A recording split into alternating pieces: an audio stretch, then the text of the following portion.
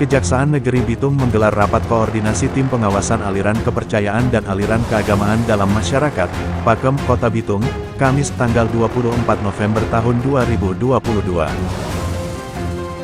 Bertempat di kantor Kesbangpol Kota Bitung, rakor tim Pakem tersebut dibuka langsung Kepala Kejaksaan Negeri Bitung, Fauzal SHMH. Kajari Fauzal dalam sambutannya mengatakan, tujuan rakor tim Pakem tersebut, untuk meningkatkan kerjasama dan sinergitas dalam rangka deteksi dini, mengantisipasi munculnya aliran kepercayaan dan aliran keagamaan, yang dapat meresahkan masyarakat, dan mengganggu ketentraman dan ketertiban masyarakat. Selain itu, Kajari Fauzal yang juga Ketua Tim Pakem Kota Bitung, berharap agar tercapainya situasi dan kondisi di Kota Bitung yang kondusif, aman, nyaman dan damai. Dalam menjalankan tugas dan fungsinya, tim Pakem wajib memperhatikan peraturan perundang-undangan yang berlaku, serta bertanggung jawab secara teknis dan administrasi. Tentunya proaktif dalam melakukan pengawasan terhadap munculnya aliran kepercayaan yang menyimpang, yang dapat memicu terjadinya konflik atau gesekan, antara penganut umat beragama atau aliran yang tidak sesuai dengan peraturan, yang sudah ditetapkan oleh Negara Kesatuan Republik Indonesia, tandas Kajari Fauzal. Sementara itu, Kepala Seksi Intelijen Kejari Bitung, Suhendro Gandakusuma SH, saat memimpin rapat, menyampaikan bahwa berdasarkan Undang-Undang Nomor 11 Tahun 2021, tentang perubahan Undang-Undang Nomor 16 Tahun 2004, tentang Kejaksaan. Karena ini amanat dari Undang-Undang Kejaksaan sendiri, Undang-Undang Nomor 16 Tahun 2004, tentang Kejaksaan RI, dalam pasal 30 ayat 3 huruf D, menjelaskan tugas kejaksaan di bidang ketertiban dan ketentraman umum, diantaranya adalah pengawasan aliran kepercayaan yang membahayakan masyarakat dan negara, serta mencegah penyalahgunaan dan atau penodaan agama. Pada intinya di sini penyalahgunaan atau penodaan agama. Dan juga Undang-Undang Nomor 1 PNPS tahun 1965 tentang pencegahan penyalahgunaan dan atau penodaan agama. Tim Pakem sendiri, Pakem adalah singkatan dari tadi pengawasan adat kepercayaan dan agama dalam masyarakat. Tim Pakem Pusat dibentuk dengan keputusan Jaksa Agung RI. Tim Pakem Provinsi dibentuk dengan keputusan Kepala Kejaksaan Tinggi. Tim Pakem Kabupaten atau Kota dibentuk dengan keputusan Kepala Kejaksaan Negeri.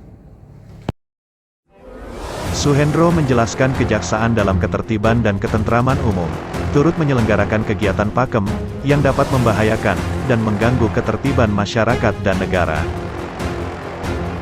Ia juga memaparkan, berkaitan pengawasan aliran kepercayaan dan aliran keagamaan, perlu mendapatkan perhatian serius dari semua pihak.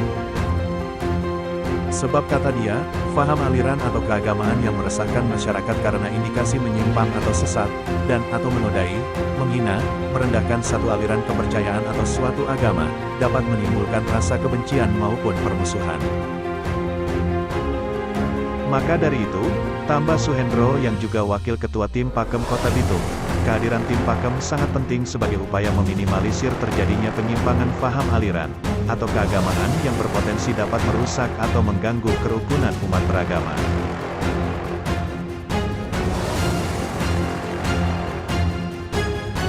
Senada dengan hal tersebut, Koordinator Wilayah Badan Intelijen Negara Kota Bitung, Kolonel Komara Manurung, dalam kesempatannya menegaskan, bahwa negara Indonesia adalah negara yang berpenduduk kaya akan ragam adat, budaya, dan ratusan suku bangsa yang tersebar di berbagai wilayah. Penduduk Indonesia, lanjut Manurung, menganut agama dan kepercayaan yang berbeda-beda. Bagian terbesar dari penduduk menganut agama Islam, Kristen, Katolik, Hindu, Buddha, dan Konghucu. Sehingga kata dia, diperlukan kebijaksanaan dan strategi untuk menciptakan dan memelihara kebinekaan dan kerukunan umat beragama, guna mewujudkan Indonesia yang aman, damai, sejahtera, dan bersatu. Informasi tanpa batas di zaman era digital ini, apalagi udah 5G sekarang, bukan 4G lagi. Ya, jadi tentunya aliran informasi ini mulai dari di satu sisi kita Kota Madia yang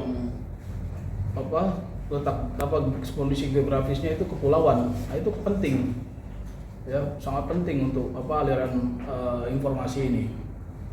Sama waktu saya di Kepri itu kepulauan juga, dan berita-berita itu bisa kita diseminasi maupun amplifikasi tentang aturan-aturan ini.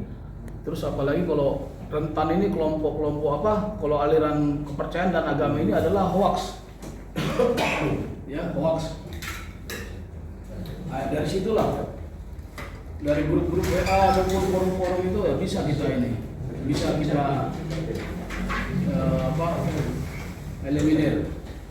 Yang ketiga, yang keempat, kalau kita bicara tentang aturan dari teknis saja Pak yang perlu disosialisasikan. Kalau dari MK sudah ada, tinggal teknis nanti mungkin dari yang kebudayaan, kejaksaan, kepolisian maupun para pemerintah lainnya bisa secara mungkin diprogramkan untuk ini Pak Pasek untuk ke depan, untuk kegiatan sosialisasi, mungkin anggarannya bisa dikeluarkan dari pemerintah kota supaya kegiatan ini mulai bulan Januari diselenggarakan. Hal ini perlu tentunya menjadi atensi karena ke depan kita akan menghadapi Lebaran, tahun politik yang tentunya rawan dengan politik. Apalagi sekarang udah ada calon tertentu kan dari partai tertentu. Nah, itu di framing sekarang jadi yang membawa politik identitas. Nah, jadi jangan seperti itu.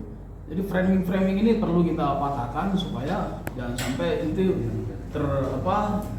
di arus bawah menjadi satu polemik dan menimbulkan ketegangan. Nah, ini jangan sampai karena masing-masing partai politik punya prioritas dan tendensi untuk menang. Jadi bagaimana caranya paslonnya ini semua dikait-kaitkan itu. Nah, informasi dari Kesbangpol dan Kemenak itu sampai sekarang terus dilakukan pembinaan yang mudah-mudahan kan ini tidak seperti membalikkan telapak tangan kalau dalam artian dogma agama. Ini kalau saya bilang ini langsung rahmat dari atas nih. Siapa yang mampu mau orang kaji dengan mau tangkap dengan logika ini kan di luar logika bersifat. Jadi itu pelan-pelan di dalam pembinaan. Itu ormas pasti akan melalui regulasi Kesbangpol. Karena aturan-aturan tentang undang-undang ormas ada di Kesbangpol, Undang-Undang Nomor 16 tahun 2017. Pelaksanaan teknis itu di Permendagri 57 tahun 2017 tentang sistem informasi pendaftaran ormas. Apakah dia berbungkus agama? Orang tidak melihat itu. Yang orang lihat adalah struktur bahwa dia itu berbentuk organisasi. Budaya kita masih menangani tentang kebudayaan yang berkaitan dengan pendidikan saja. Tapi ke depannya ini memang akan ada perubahan lagi. DP ruang lingkup dan masih terbatas pada pendidikan.